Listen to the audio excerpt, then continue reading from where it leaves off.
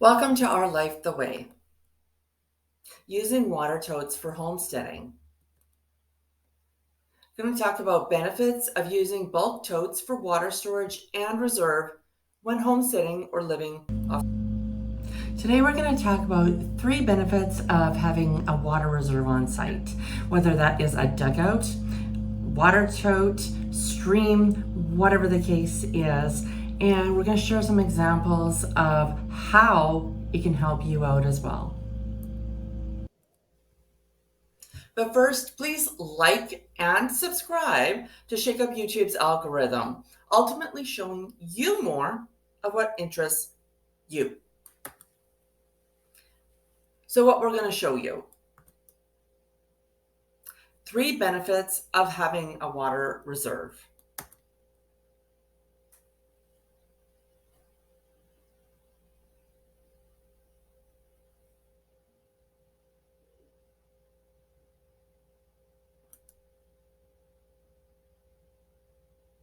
So let's dive in.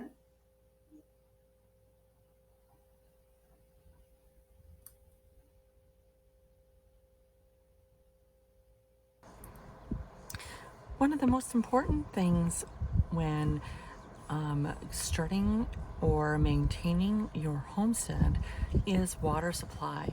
And today is very exciting because we are going to be getting our bulk water totes. So 1,000-liter water totes are a really great option for storing water. One of the most important. So convenience. First benefit is convenience. Transporting can take time out of an already busy day. Never enough hours in a day. Not to mention your existing to-do list, which never seems to end because you're always adding to it.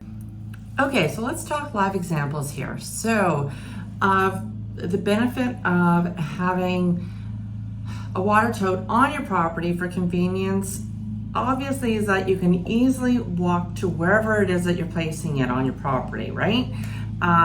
You can have it raised so that it's easy to retrieve water. I mean, as you get into your homesteading life and you're off-gridding, you're going to notice each addition or thing that you add to your life is about making things easier and more effective for you. So having it raised so that you can easily retrieve water for showering, for dishes, for livestock, for gardening, etc., right? No need to warm up your vehicle, get the animals all ready and looked after before you can even leave your property. Or there's no need to wait for when it actually suits a delivery person. Alternatively, you can bury your water tote so that the top is at freezing level of your ground, and so that you can pump water up even in the wintertime so that you can avoid frozen water lines. Here is an example of where you would place your water tote into the ground. Got to make sure that the top of the tote is at the level of the freezing line though.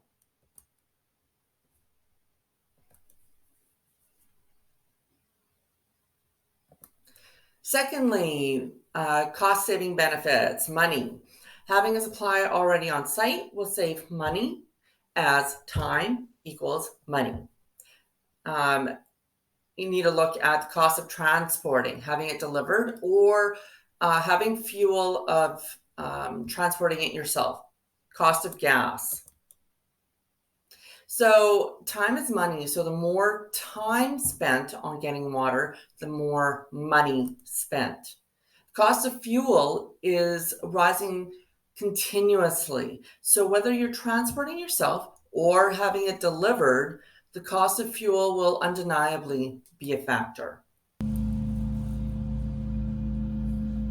Okay, so let's talk cost-saving benefits of having a water tote on your property. For us and where we live, if we were to be transporting water to our property, it would be 30 minutes to town and back, which would then be costing us both time and money.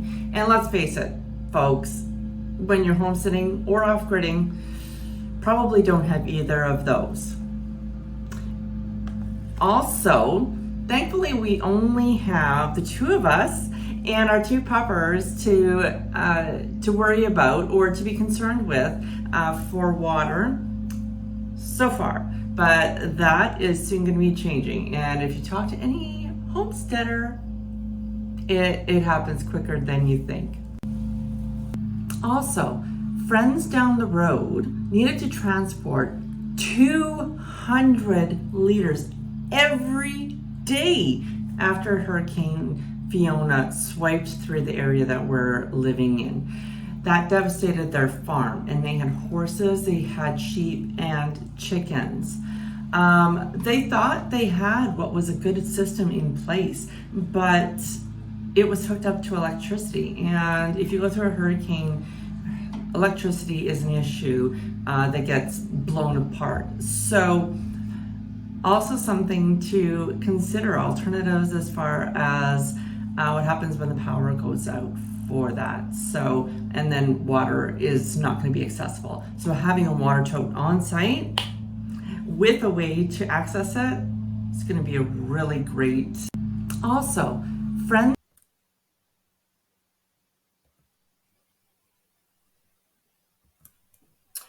Risk aversion. So what happens in case of a water shortage? What happens during a natural disaster?